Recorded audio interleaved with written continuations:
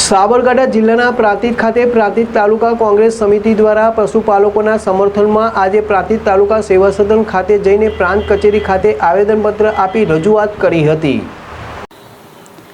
સાબરકાંઠા અરવલ્લી જિલ્લામાં પશુપાલકોને સાબર ડેરી દ્વારા ભાવ વધારો આપવામાં ન આવતા છેલ્લા 5 દિવસથી સાબરકાંઠા અરવલ્લી જિલ્લાના પશુપાલકો દ્વારા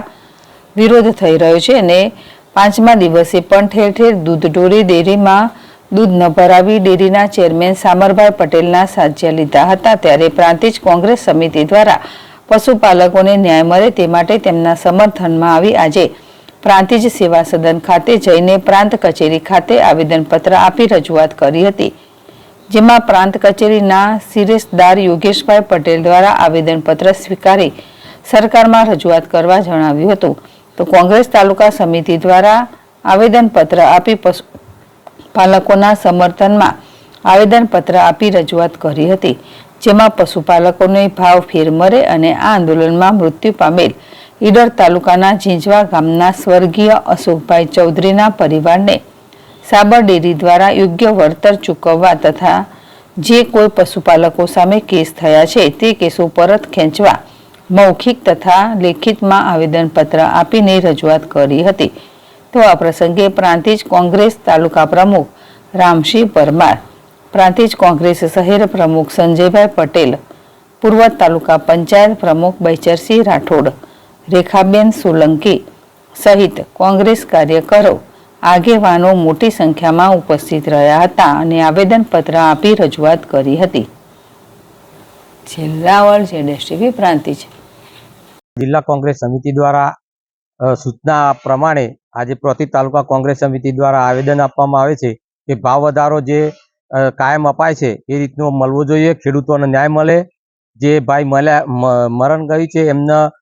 વળતર મળે, સાબર ડેરી આપે, સરકાર આપે એવી પણ માગણી છે। તેમજ જેના ઉપર કેસો થયા છે એમને તાત્કાલિક આ કેસોમાંથી મુક્ત કરવામાં આવે એવી અમારી કોંગ્રેસ તરફથી માગણી છે। આજે અમે સાબરકાંઠા કોંગ્રેસ સમિતિ દ્વારા સાબરકાંઠા અને અરવલ્લી જે પશુપાલકોને જે ભાવ વધારો એમને જે 9% ભાવ વધારો કર્યો હતો એ ભાવ વધારો એમને ઓછો પડતો હતો, એટલે આ જે પશુપાલકો સાબર ડેરી ગયા અને ત્યાં એમને 20-25% ભાવ વધારો મળે એના માટે રજૂઆત કરવા ગયેલા, ત્યારે જે વહીવટકર્તાઓએ એમને રોક્યા અને ત્યાં લાઠીચાર્જ કરવામાં આવ્યો, કેટલાક ઘાયલ થયા છે અને એક ભાઈનું મૃત્યુ થઈ છે। એટલે આ જે પશુપાલકોને એમને યોગ્ય રીતે વળતર મળે અને જે ખોટા કેસ થાય એમને પાછા ખેંચવામાં આવે અને ત્યાર પછી જે આપણા જે પશુપાલકો છે એ પશુપાલકો એમને પોતાની રજૂઆતો એમને માન્ય રાખી અને તાત્કાલિક આ જે વહીવટકર્તાઓ એમને ન્યાય આપે એવી અમે આશા રાખીએ છીએ।